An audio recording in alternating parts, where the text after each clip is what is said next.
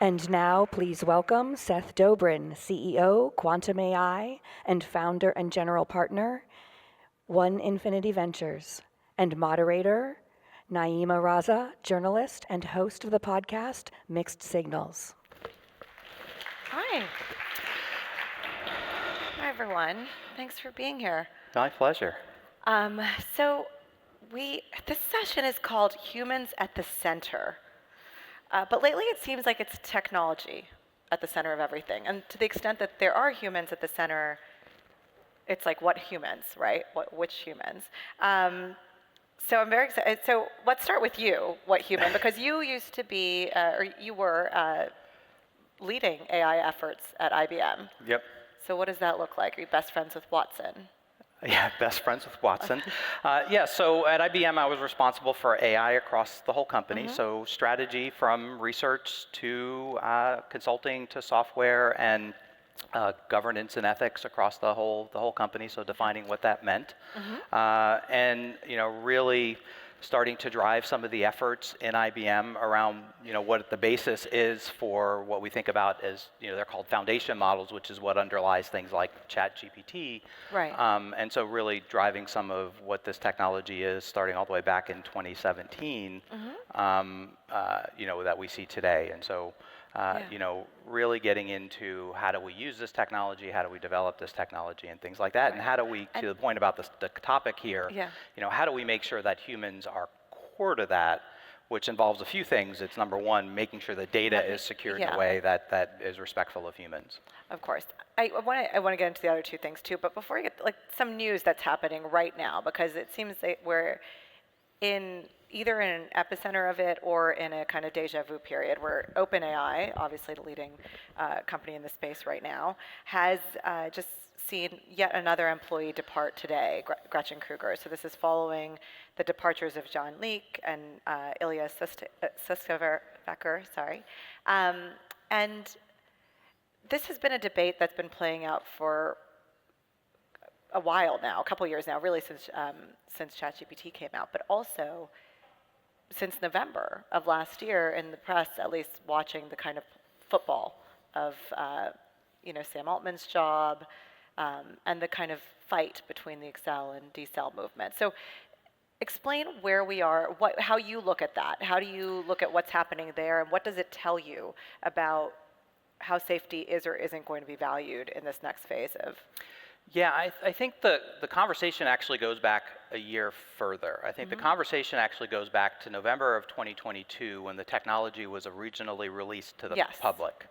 And so if you look at November 2022, up until the moment that ChatGPT was released to where your grandmother or your children could use it, there was this rigorous application process that you had to go through to get access to it, including what you were going to do to make sure that the technology was used safely. And it took weeks to get approved, and it was this long process. And you had to explain how you were going to mitigate some of the challenges that were known. Right. Sam Altman and his team knew there were problems with it. So back in November 2022 was probably what I think and others think was one of the most irresponsible decisions in technology ever was made by releasing ChatGPT, so people who have no idea about the problems and no idea how to control them were getting access to the technology. Right. So, I mean, I hear you on that. I think the other side of that, someone would say, well, the technology existed, and it was only a matter of time before somebody released it. So both for the fact that OpenAI had at that point gone from being a nonprofit entity to having this for-profit configuration, and just competition, right? That's what everybody will tell you. Oh, the Chinese will get there first. So I think there were at least 7 companies that had the technology. So there was OpenAI, there was IBM, there was Microsoft, there was Google, there was a company called AI21 Labs, and there was Anthropic, or at least 6 companies. And so there were at least those 6 companies that had it. Google, Microsoft, IBM could not release it. They're public companies. There were too much risk. And so it was really OpenAI, Anthropic, or AI21 that was going to do it first. But I think there were ways that it could have been done more appropriately, where you weren't going to release it in a chat bot necessarily that anyone could have done it. So I think there are ways. What do we do now, though? I agree with you. I don't disagree with you, I should say, that were ways that it could have been done better. That's certainly the case. But now we are where we are. And it seems like it's an inflection point where the big companies are now, salivating to be in this experience. So I agree 100%. The cat's out of the bag. But the question was, getting to where we are, how did we get here today with kind of safeties kind of thrown to the wind? And so I think safety got thrown to the wind November 2022 when they released it. When Sam Altman and his team decided to release it, and we started seeing indications that was happening. So, he went in front of Congress about 6 months later, and the EU, and said we need regulation. Okay, well, you should have talked about that in November before you released it. A little bit disingenuous. And so, okay, then you come 6 months later. There were some issues going on behind the scenes that we are not privy to, where. That something was going on where the board didn't think he was they were concerned about his commercial interests or the pace of investment. We are still not. The reporting will continue to come out. I think it will come out faster. I think it'll come out faster now that there's some anonymous sources that may surface that have probably inside knowledge. But where do we go from here? Like, what does this tell you about where development is going? Because I think the history is interesting, but more interesting is what does it mean that they're kind of that these individuals are choosing to leave? How does this human exodus? So there's human exodus, and the human exodus, I think, and I don't know any of these people personally, so I don't have any inside scoop. So there's people leaving, and there's news that the teams that they were serving on are getting outside of Ilya. There's the safety teams are getting disbanded. Right. And so that's an issue moving forward. And so I think there's two ways that they could be approaching this, and I hope what's happening is these safety teams are actually getting embedded into the other teams, and it's not just being thrown by the wayside. And so if you look at what's happening at Anthropic, the way Anthropic works is that the safety is actually, they have what's called constitutional AI, where safety is actually embedded in how the models are trained. Right. And so everything that happens in Anthropic is done with their constitutional AI. So everything that's trained is trained with guardrails. Right. And so hopefully, OpenAI is doing something like this. They haven't given any indication. Right. But in my mind, that's the direction that the industry should go. And the other direction is the industry should start moving away, in my mind, from these massive, I don't think they will, but in these massive general purpose models, because that's not what the technology was designed for in the first place. That's what caused the problems. It's not what the technology was designed for. And really, it's a toy. That's not what the value is for companies, even for individuals. It's small, more focused models that are actually developed to solve a problem. Right. So you just launched a safety AI fund. Correct. How much money is in it? $500 million. $500 million. And what will you be? Would you have invested in OpenAI or Anthropic? It sounds like you would have chosen Anthropic. I would have chosen Anthropic. And what will you be looking for in this, kind of the founders or the founding teams or the commitments? Give us three kind of key indicators to look for. Yeah, so we're looking for responsible, safe, and green AI. Okay. And so we're looking for companies that focus on, diverse teams are important, both geographically and individually. Okay, so not 4 things, well, geographically and diverse, that's diverse. So diverse teams. We're looking for founders who really believe it. So it's not just something they're saying and really believe it. And we're looking for, in my mind, those things create a defensible position, right? So one thing that's concerning in this space is it's advancing so fast, and so what's your moat, right? What's your defensible position? In our mind, myself and my partners, we believe that this responsible, safe, or green is the defensible position. Right. And so those are the things we're looking for. And are you finding a lot of that? Is there a pipeline problem? So we haven't even closed our fund yet, and we have $300 million worth of pipeline. Okay. It strikes me that I asked you before if you would invest in OpenAI, but back when OpenAI was beginning, it was a very different type of company.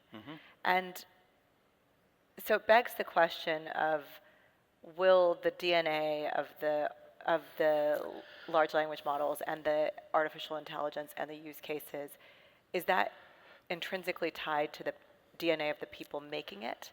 or or is there a smarter way to build in commitments for investors to build in commitments?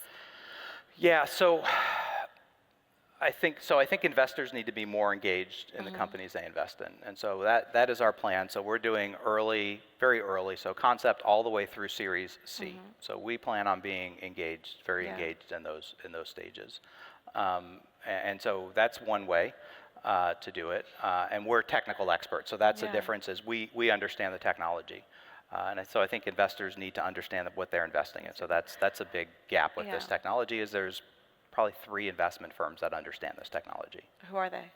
Ourselves, Sequoia has people that do it, and I'm guessing there's at least one other. Okay. Well, you biased on one of those. Yeah, I'm but biased. So that's a compliment to Sequoia. But I want to kind of close with this idea that you've talked about. Well, I'm curious, how many people in the audience use ChatGPT or some AI function? Okay, and how many of you use it every day? Okay, that's probably, is that what you see in your clients that you speak to? Because you also advise.